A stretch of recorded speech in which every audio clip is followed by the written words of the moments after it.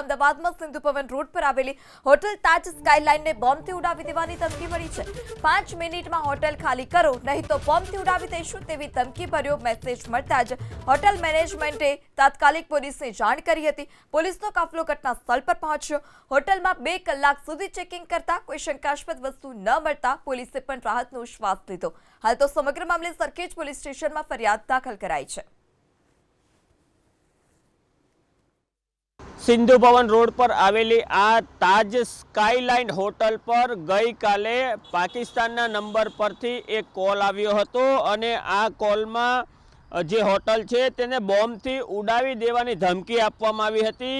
જે બોમ્બથી ઉડાવી દેવાની ધમકી મળતા હોટલમાં અફરાતફરીનો માહોલ સર્જાયો હતો અને આ કોલમાં 5 મિનિટમાં હોટલ ખાલી કરી દેવાની પણ ધમકી આપવામાં આવી હતી, જેને લઈને ઉચ્ચ પોલીસ અધિકારીઓ ડોગ સ્ક્વોડ સહિતનો જે કાફલો છે તે અહીં દોડી આવ્યો હતો અને તાત્કાલિક જ 5 મિનિટમાં જે હોટલ છે તેને ઉડાવી દેવાની ધમકી મળતા જે સુરક્ષા વ્યવસ્થા છે તે પણ ચાપ ચોબંધ કરવામાં આવી હતી અને ડોગ સ્ક્વોડ દ્વારા સમગ્ર હોટલનું ચેકિંગ હાથ ધરવામાં આવ્યું હતું, પરંતુ કોઈ શંકાસ્પદ વસ્તુ ન મળતા સિક્યુરિટી ફોર્સ છે અને પોલીસ છે તેમણે રાહતનો શ્વાસ લીધો હતો। સમગ્ર પ્રકરણમાં તાજ સ્કાયલાઇન હોટલના જે સિક્યુરિટી ઓફિસર છે તેમના દ્વારા સરખેજ પોલીસ સ્ટેશનમાં ફરિયાદ નોંધાવવામાં આવી છે અને આ ફરિયાદના આધારે પોલીસ દ્વારા વધુ તપાસ હાથ ધરાઈ છે। કેમેરા પર્સન મલય સાથે ચેતન બામભણિયા, એબીપી અસ્મિતા, અમદાવાદ।